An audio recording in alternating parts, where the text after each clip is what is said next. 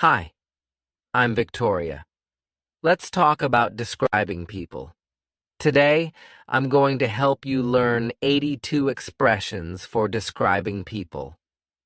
There are 3 different ways to describe people. One of them is to describe their appearance. I have brown hair. The second way is to describe their personality or character. I'm optimistic. The third way is to describe their actions or hobbies. I'm a teacher. I like cats. Today, we're going to specifically focus on how to describe someone's or maybe your personality and character. Have you ever taken a personality test? These kinds of tests try to tell you something new about your character or maybe put you into a category. You are a comforter. You are enthusiastic. You are a pessimist. Personally, I hate almost every personality test. Why do I need a test to tell me about my personality? I already know my personality. You probably learned a lot about me just from that statement. I don't need a test. I don't need someone else to tell me about my personality. Having said that, sometimes personality tests can be really helpful for expanding your vocabulary so that you can accurately describe people. Maybe you just got a new job and you want to tell your husband about your boss. You want to explain your boss's character, or maybe how your boss looks, or some things that your boss does. Or maybe you're on a first date with someone and you want to tell them the wonderful things about your personality. You need to describe yourself. In this lesson, I'm going to give you the vocabulary to accurately describe other people and also yourself. Today, I want to ask you 6 questions to learn more about your personality. The goal is to choose some of these nouns and adjectives and create a sentence or maybe a couple of sentences describing yourself. If you feel like this is too personal, you can kind of create a list for someone else in your life. At the end of this lesson, I have some extra special material. You're going to see a conversation with 5 native English speakers where we try to describe each other. Hopefully, this will help to also expand your vocabulary, but you'll have to wait until the end of this lesson. All right. Let's get started with the first question on this personality test. Personality test question number 1. Are your travel plans generally organized? What about your home and office? Are they pretty tidy? Tidy means clean. Things are orderly. Think about this for a moment. Organized. Tidy. Does this describe you? Think about this for 3 seconds. Choose yes or no. 3, 2, 1. Let's say you decided to say yes. My travel plans are generally organized. My home and office are pretty tidy. Some great adjectives we can use to describe you. I'm organized. I'm put together. I have it together. Here, we're talking about your life. You have your life together. It is organized. I'm organized. I'm put together. I have it together. Or you might say I'm a type. A type is compared to B-type, which we'll talk about in just a moment. A type means that you are quite orderly. There is a place for everything in your life. You might also add a qualifier to some of these expressions. I'm somewhat A-type. I'm kind of A-type. I'm pretty A-type. Here, we're lessening it a little bit. You're not 100% A-type. You're not 100% organized. I'm somewhat organized. Okay, That's fine. Most of us are kind of in the middle of a lot of these categories, so it's good to use these qualifiers. I'm somewhat organized. You might also say, if you said yes to this, that your travel plans are generally organized. You might say, I'm a doer. Doer. Here the root word is do. You do things. You don't just think about them and wait for something to happen. You do things. You take action. I'm a doer. Or you might say simply, I'm clean. Things in my life are clean. I'm a clean person. If you said no to this, no. My travel plans are not orderly. My home and office, they are a wreck. Well, what are some adjectives we can use to describe you? You might be spontaneous or creative. What if you are not A type? You are B type. B type means that you don't always have things orderly. Maybe you tend to be slower at doing things. You think about things a lot. Usually B-type people might be a little more of the creative, spontaneous type. That's why you're in this list. Then we have some negative words that we can use to describe these people as well. You might be scatterbrained. Here, we can imagine in your head things are not orderly. They are scattered. Scattered means unorganized. If you say to someone you are scatterbrained, it is not nice. You could say it about yourself. That's fine. I'm scatterbrained. But you don't want to say that about someone else. During today's lesson for these words that are definitely rude to say to someone else, I put a little star beside it so that you know I should probably be careful saying this to other people because these are always negative. The final thing you might say if you said no to this question is, I'm not clean. I'm messy. My life is messy. My house is messy. Just things are not organized. I'm messy. Did you write down some words that relate to your personality? All right. Let's go on to the personality test question number 2. Question number 2. Is it easy to stay relaxed even when you have pressure? Do small events not change how you feel about the rest of the day? Maybe a small negative thing happens and who cares? It doesn't bother you. You can just easily forget about it. Think about these questions. Is it true for you? Yes, I can easily stay relaxed even when there's pressure.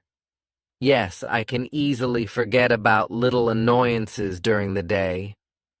Or no, it's hard for me to feel relaxed even when there's pressure. Think about this for you, and let's talk about some words in 3, 2, and 1. What if you said yes to this? It's easy for me to feel relaxed even when there's pressure. Yeah. If there's small, annoying things that happen during the day, it doesn't bother me. What are some words we can use to describe you? You could say, I'm easygoing. Nothing phases me. I'm optimistic. I'm even-keeled. We talked about this word in a previous lesson where Daniel and I talked about our relationship, our marriage together. He said that I'm even-keeled. This is a great word. You might say I'm confident. I'm calm. I'm rational. These are all things that you might use to describe you if you said, yeah, I can easily stay relaxed even when there's pressure. What about if you said no to this question? What if you said no, I don't easily feel relaxed. I'm often not relaxed. I'm often stressed. What are some words we can use to describe you? We might say, I'm sensitive. This means that things affect you easily. It's not always a negative thing. Of course, it depends on the situation. If you're applying for a high-stress job, you don't want to say I'm sensitive. It probably means you're not a good fit for the position, but this could be just to describe you personally. I'm sensitive. Or maybe you might say I'm emotional. Your emotions play a big part in your life. Another way to say emotional is moody. Moody is always a negative thing. This means you're in a good mood. You're in a bad mood, and you're swinging between those moods, and there's no rhyme or reason. That means there's no predictability. One day or one moment you feel like this, and the next day or the next moment you feel like this. You're moody. This is stronger than emotional. This is much more negative than emotional, so don't tell someone you're moody. Especially if they are moody, it won't go well.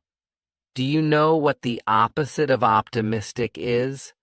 You might be pessimistic. Pessimistic means that the glass is half empty. The glass is not half full. The glass is half empty. This is an expression that means you always see maybe the negative side or what if this happens. You're always asking what if in kind of that negative way. Of course, it's good to balance being optimistic and pessimistic, but these are the two extremes. The next 5 words mean something very similar, and they're all negative. I don't recommend telling someone else that they are these things. Of course, you can say them about yourself if you would like. You might say, I'm uptight. Tight.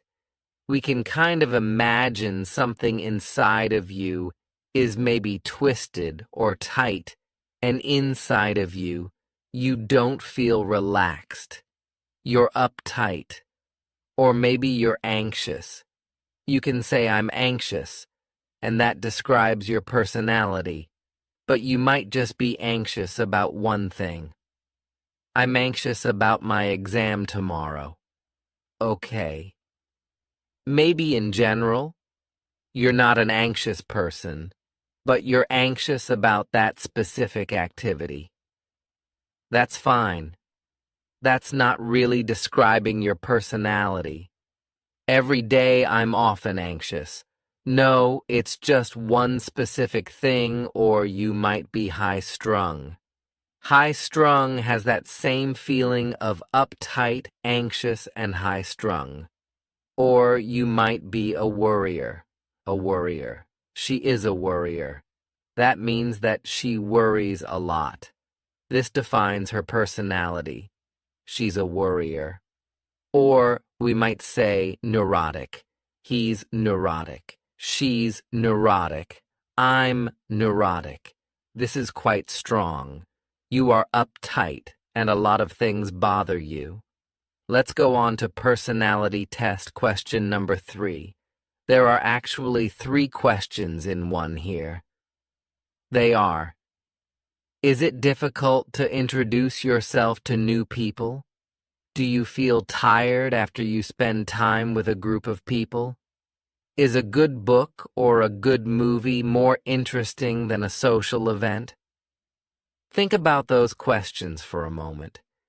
Is it difficult to introduce yourself to new people? How do you feel when you get together with a group of people? Do you feel tired?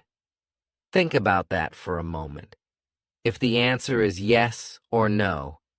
3, 2, 1. Let's imagine that you said, yeah, it's difficult to introduce myself to people. I think that when I get together with a group of people, I feel so tired. I would rather read a good book or watch a movie than go to a social event.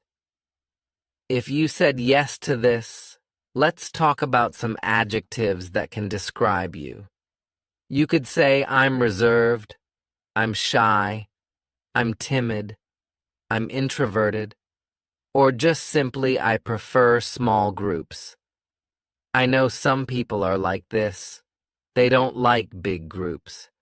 They would rather get together with just one other person, or maybe 2 or 3 other people, not a group of 20 people. I prefer small groups. I'm introverted. I'm reserved. I'm shy. I'm timid. These are all great words. What about if you said no? I feel energetic when I get together with a group of people. I would rather go to a social outing. It's no problem to introduce myself to new people. What are some words we can use to describe you? You could say I'm outgoing. I'm the life of the party. Now, for this expression, it's probably better that someone else says this about you just because it's maybe not so humble if you say, I'm the life of the party. It means that everybody loves me. People love talking with me. It's probably better if your friend said, yeah, Victoria, she's the life of the party, instead of me saying it about myself. But this might be an expression you can use to talk about someone like this. Or you might be the opposite of introverted, extroverted. You are at ease in social situations. You take initiative. You are social. This word initiative is a beautiful word. We can imagine that when there are 2 people maybe in a gathering and they both are kind of looking at each other, but they don't really want to start a conversation. The person who starts the conversation, that person takes initiative. They took that opportunity. If you have no problem introducing yourself to other people, or maybe asking questions at a store, you take initiative. Let's go on to question number 4 of this personality test. Do you often get lost in thought and kind of forget your surroundings? Do you often think about the meaning of life? Do you get lost in thought? Things are going on in your head and you're thinking about those things, not the things about you. Do you often think about the meaning of life? What is life? Think about this question. Is it true for you? Is it not true for you? 3, 2, 1. Let's imagine that you said, yeah, I do often kind of get lost in thought. Yeah, I do think about the meaning of life often. What are some words we use to describe you? You might say, I'm deep. Now, this is an expression kind of like I'm the life of the party, that it's not so humble. If someone is deep, this is a compliment. It means that they have a lot of wisdom. It's probably better for you to say it about someone else. I really like talking to my cousin. He's so deep. He has such interesting thoughts. Instead of saying it about yourself, you may also say, I care about finding truth. This is another way deep. I care about finding truth. Or you might be the kind of person who is critical. I'm critical of things. If someone tells me something, I often question it. Is it true? Is that real? On the negative side, you might say cynical. Cynical is always a negative word, and that just means that, yes, that person asks questions, but they always doubt. They're not just asking questions, but they're always doubting. Is that true? There's no way that that's true. They're cynical. They're always doubting. If you often get lost in thought, you might say, I'm a dreamer. I often like to daydream. I'm lost in my own world. I live in my head. They're not things that you want to say in a job interview, but they're not necessarily bad, so you can say them to your friends or say them about yourself. If you want to say this in a negative way, you could say, I'm a million miles away, or she's a million miles away. She's not paying attention. She is a million miles away. That's pretty negative. Then, if you want to be really negative, you could say, I'm an airhead. We can imagine your head is filled with nothing but air. I'm often lost in thought, and I forget the things around me. I am an airhead. This is a similar category as someone who often thinks about things, but it's quite different from being deep. If you're deep, your head is filled with a lot of thoughts. But then, on the negative side, you might say airhead for having no thoughts. You're often lost in your own world. You're often in your head, but you're not thinking about anything. Just an airhead. What if you said, no, I'm not often lost in thought.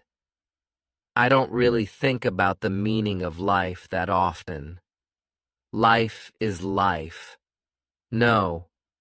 Why would I care what the meaning of life is? What would you say on the other side? You could say, I'm alert. You don't often get lost in your thoughts because you're looking around. You are alert to the things going on around you. You notice little details. Maybe people who are lost in thought, they're not thinking about the physical details around them. They don't realize there's a cup over there my friend just walked by. If you are alert, you're noticing those things. You might also say, I'm detail-oriented. You notice lots of little details, or you might say, I'm astute. These are great things for a job interview. I'm detail-oriented. I'm alert and astute.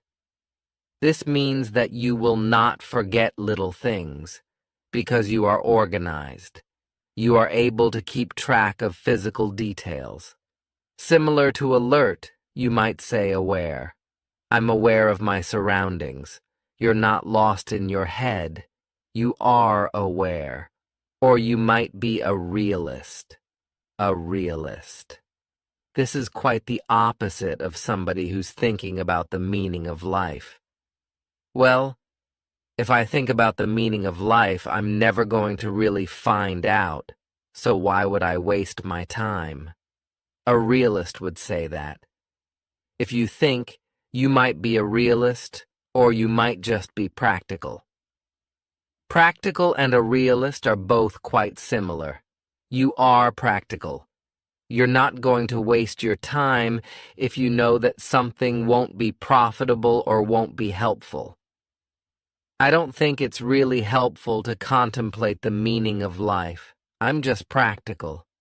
This might be something you can use to describe you. Let's go on to the next question. Personality test question number 5. When you want something, do you often not change your mind? When you want something, do you often not change your mind? Think about this. Is that true for you? You don't change your mind, or I'll say I change my mind. Well, it's not so serious for me. Think about this. 3, 2, 1. Let's imagine that you said, yes, it is true for me. When I want something, I don't often change my mind. What are some words we can use to describe you? We could say, you are diligent. You're motivated. I want to study English. I'm going to become fluent in English. I'm going to feel more confident in English, and I will be diligent. I will study every day. I'm motivated. I will study every day. You want something and you are not going to be distracted. These are positive expressions. They're great for job interviews. They're great general personality traits. There are some negative ways to describe this as well, though. You might be stubborn. We have a lovely idiom, stubborn as a mule. Or we might say you are headstrong. Headstrong, this means stubborn. When you want something, you often refuse to think about other options. I want this. I want this. I want this. I'm not going to think about other things. I'm stubborn. Or you might be adamant. Adamant, this means that you stick with your opinion. Let's imagine that you're a teenager and your mom says, I heard that you were drinking beer with some friends behind the school.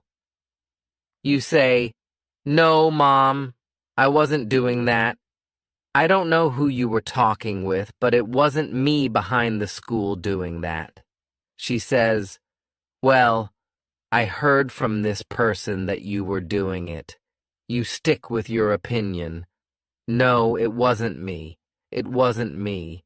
There's no way that was me. You are adamant that that person was not you. You are adamant about something. This means that you refuse to change your story about something. You are adamant. You also might be opinionated. You have opinions, and you're not really afraid to share them. This isn't necessarily a negative thing to be opinionated. Of course, if you are opinionated, if you have strong opinions, especially if these are opinions that are not shared with a lot of other people, it's great to be careful about how you present them, about how you share them with other people so that they don't think that you are pushy. Pushy is always a negative thing. If you are opinionated, you need to talk about it in a specific way so that you don't become pushy, pushing your opinions on people. You might be persistent. This is similar to adamant, but it's in a negative way. You are persistent. I wasn't drinking behind the school. That wasn't me. You are persistently keeping with the same opinion. Persistent. Or maybe you have a 3-year-old, and that 3-year-old is asking for candy. I want candy. Mom, I want candy. I want candy.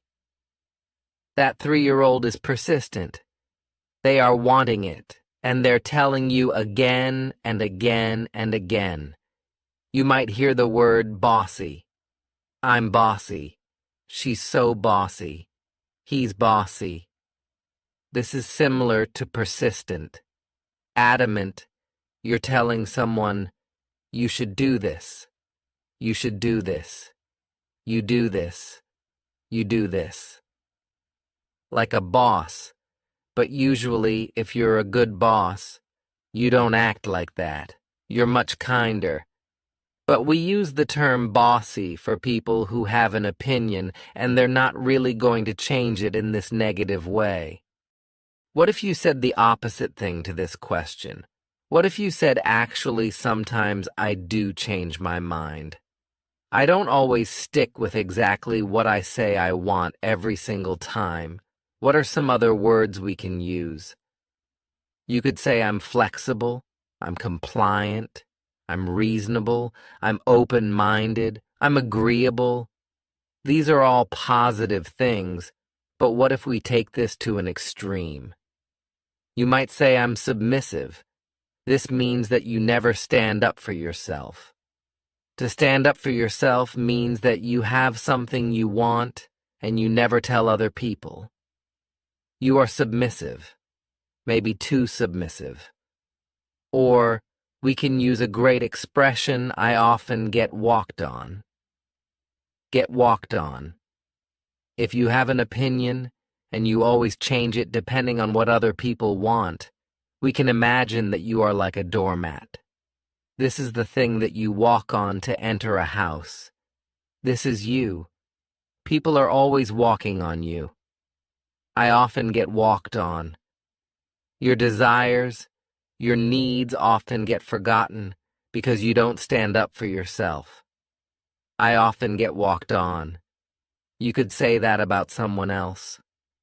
Yeah, He often gets walked on because he doesn't feel comfortable standing up for what he wants. He doesn't feel comfortable pushing what he wants, so he just gets walked on. Let's go to the next question. Question number 6. This is our final personality test question. When people come over to your house, when guests come to your house, do they feel comfortable? Do you go above and beyond what is necessary to take care of them? This is a great expression. Go above and beyond. Maybe it's necessary to give them a glass of water. When a guest comes to your house, you say, "Sit on the couch. Here's a glass of water."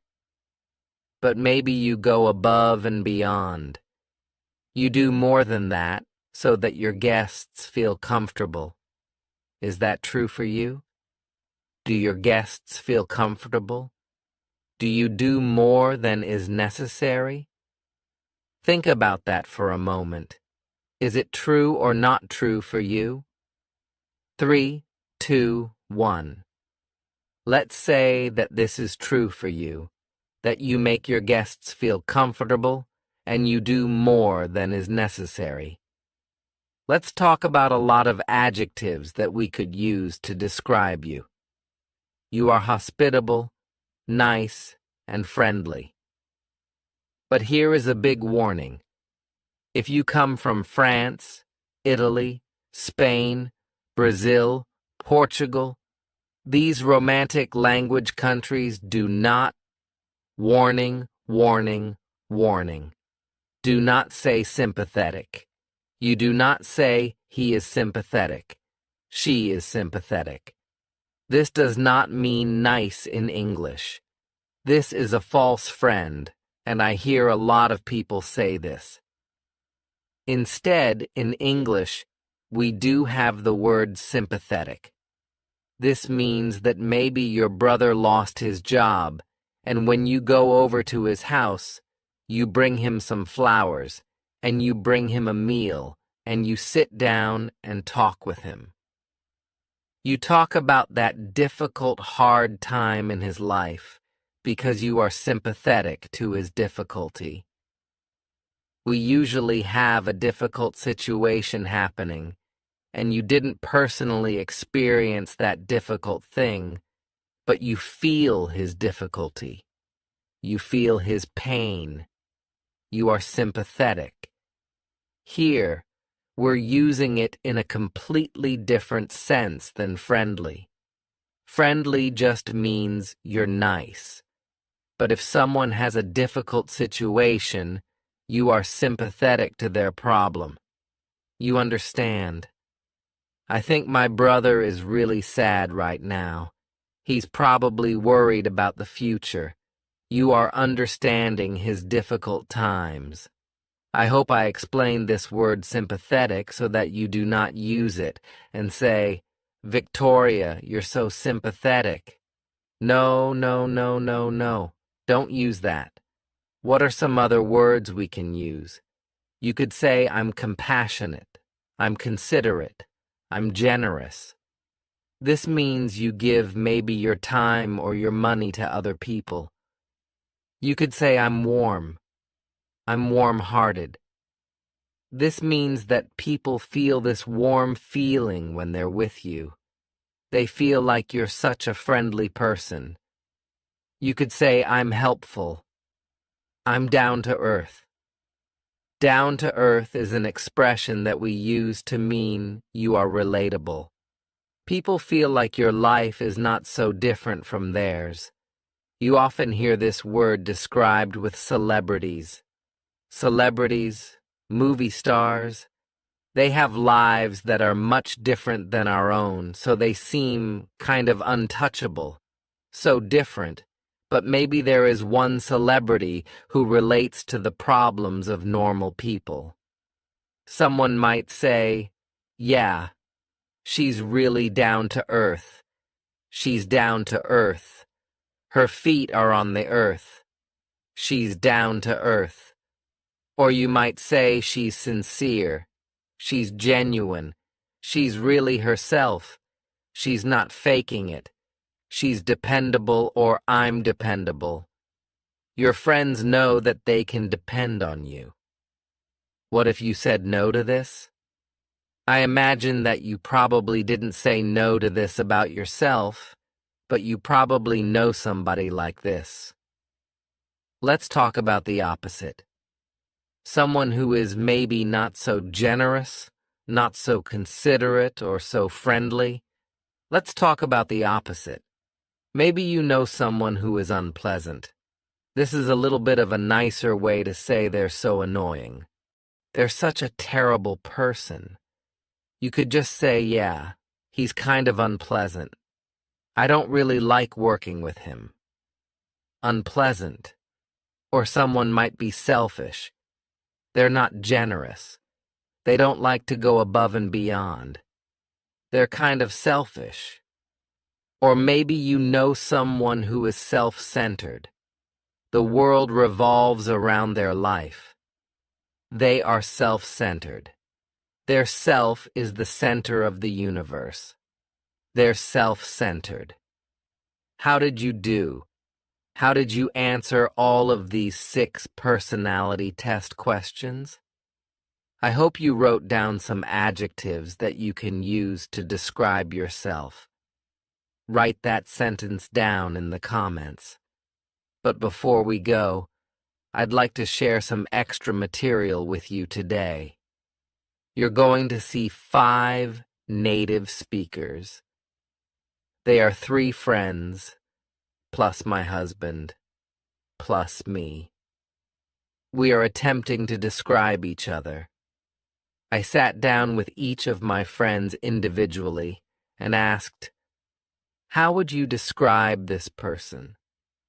How would you describe that person?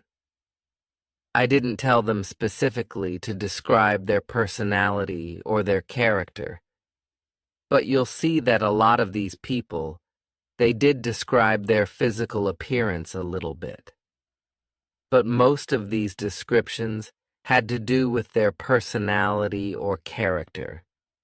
You're going to hear some of the words that we just talked about, and maybe you'll hear some new words as well. Let's start with my friend Eliza.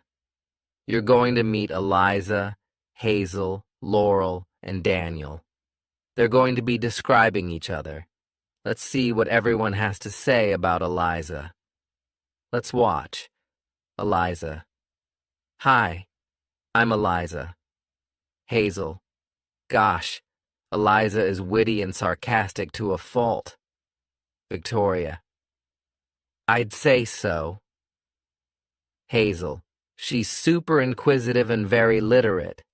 I'd say that's a very good description of her. Victoria. For sure.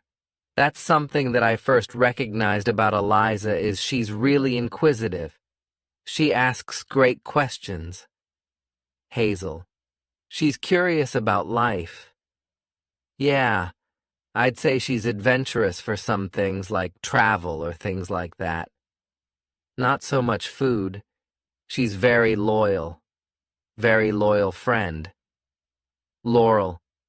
Eliza is very sarcastic and smart, quick-witted. She's funny, and she has nice, pretty long brown hair. Victoria. That's true. Daniel.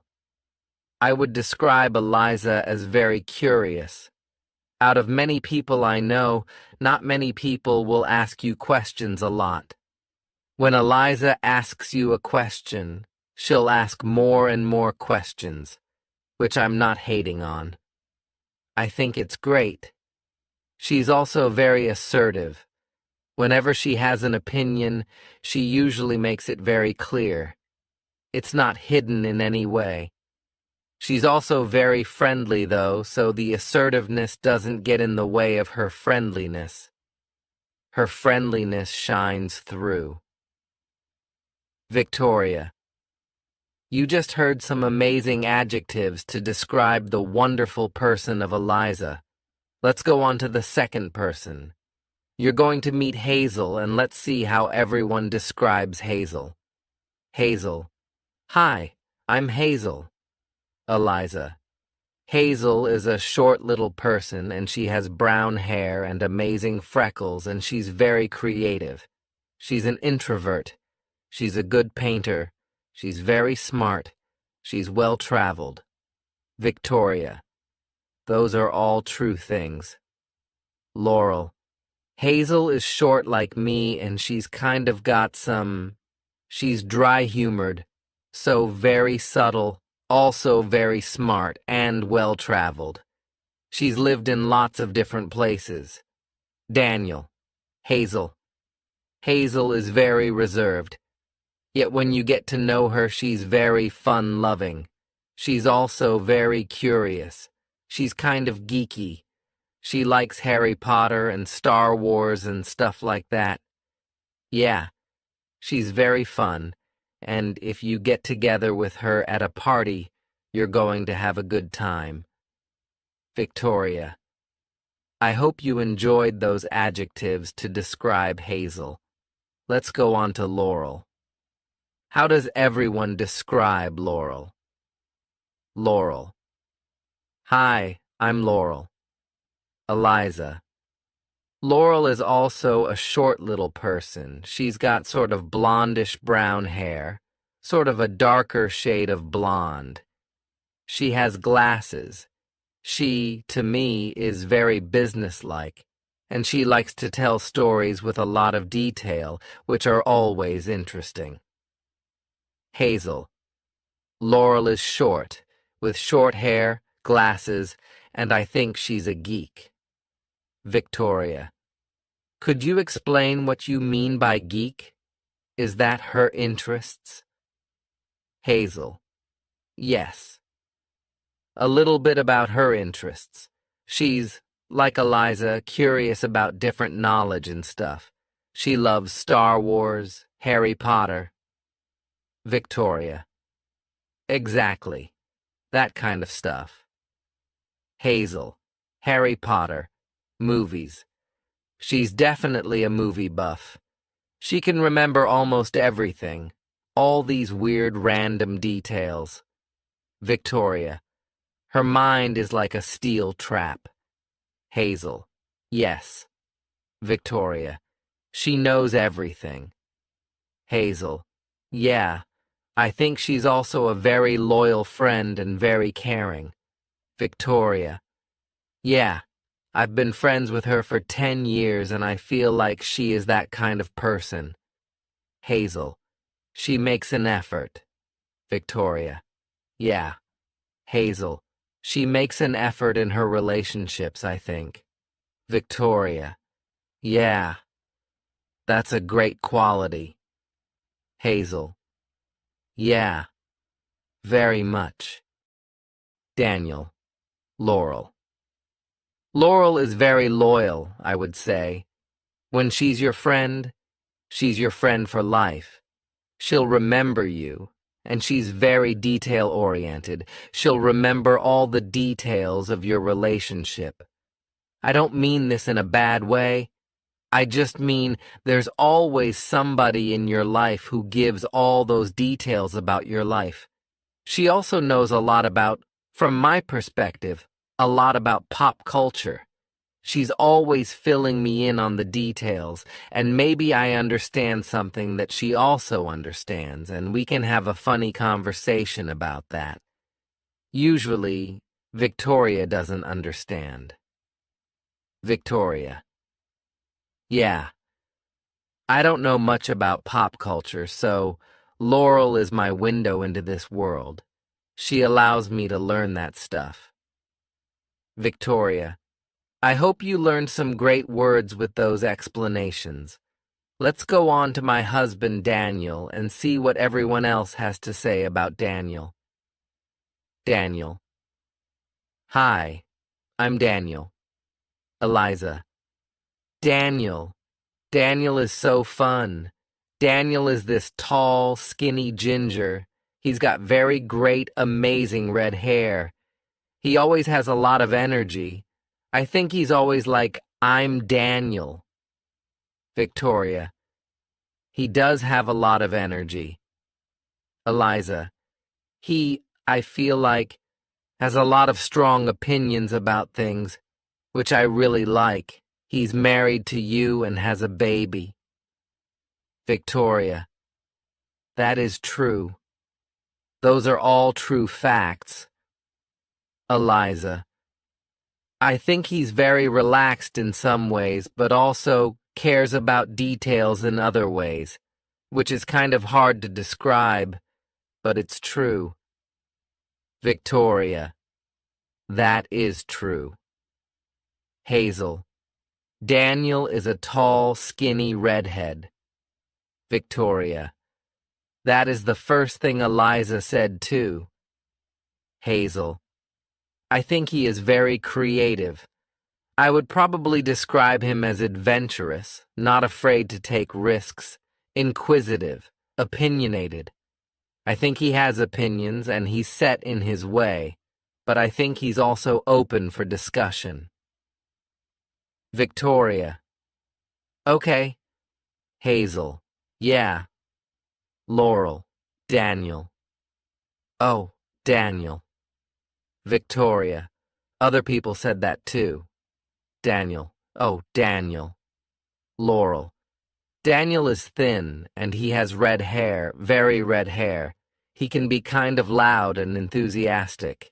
That's a good word for Daniel. Victoria. Enthusiastic. Laurel. He's very intelligent too, and adventurous. He's into lots of different things and learning. He likes to learn. Victoria. Those were some great adjectives to describe Daniel.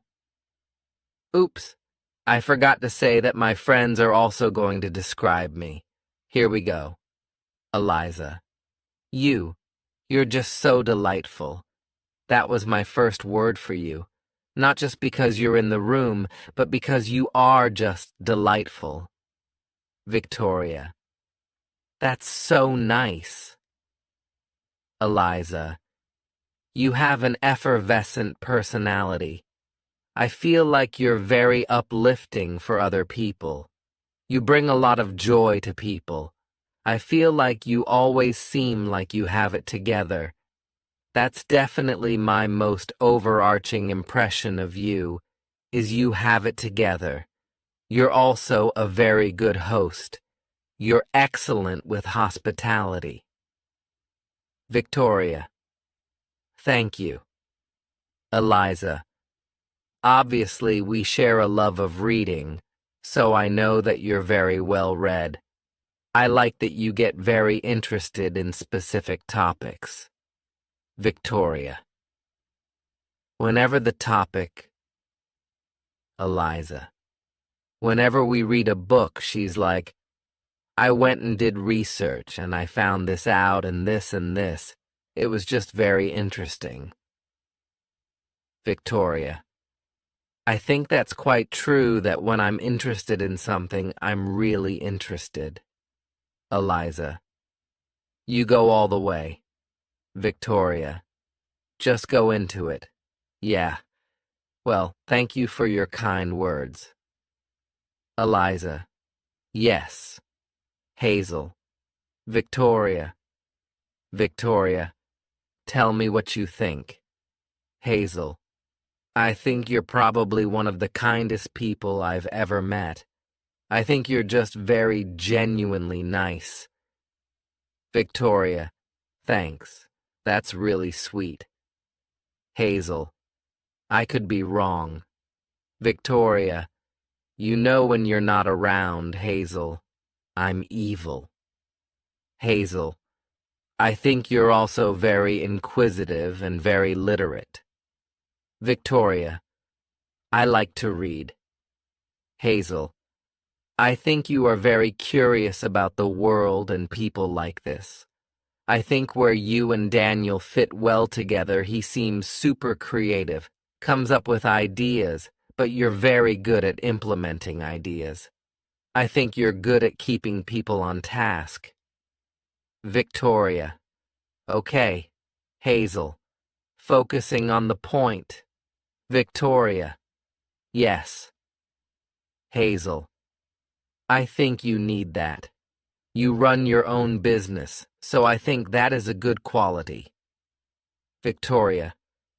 Yeah, got to be able to focus. Hazel. Yes, exactly. Victoria. That's great. Hazel. I think you are very good at having fun, but also getting the work done. Victoria. Being serious when I need to be serious. Hazel.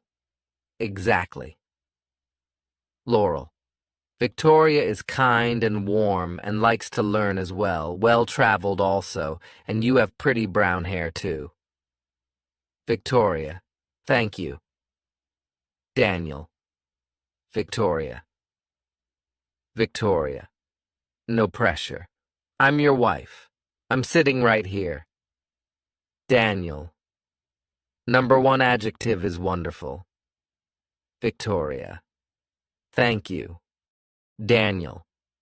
Victoria is probably the nicest person on earth. By nicest, I mean almost just like sincere. She's always very sincere, very caring, very curious, always sincerely interested in most people's topics. Like I'll hear even a boring person say something and she'll be like, oh, well, very interesting. I don't think she's making it up either. I think she's seriously very interested. Victoria. Yeah, life is interesting. Everyone has something interesting if you listen close enough. Daniel. Yes. She's also very fun-loving. You can do a lot with her. Obviously, I like Victoria a lot because I decided to marry her. Victoria. I'm glad you like me a lot. Daniel. We get along very well, and I like, about 99% of Victoria. Victoria. Thank you. I won't ask about the 1% yet. I hope you've enjoyed today's long, intense English vocabulary lesson. Now, I have a challenge for you. In the comments below this video, I want you to try to write a sentence or two or three describing yourself, or maybe describing someone else in your life. Try to fill it with these wonderful adjectives. Some of these are nouns as well, to describe yourself. It's a great way to remember them. Try to ingrain them in your memory. Thanks so much for learning English with me, and I'll see you again for a new lesson here on my YouTube channel. Bye. Don't forget to subscribe to my YouTube channel for more lessons. Thanks so much. Bye.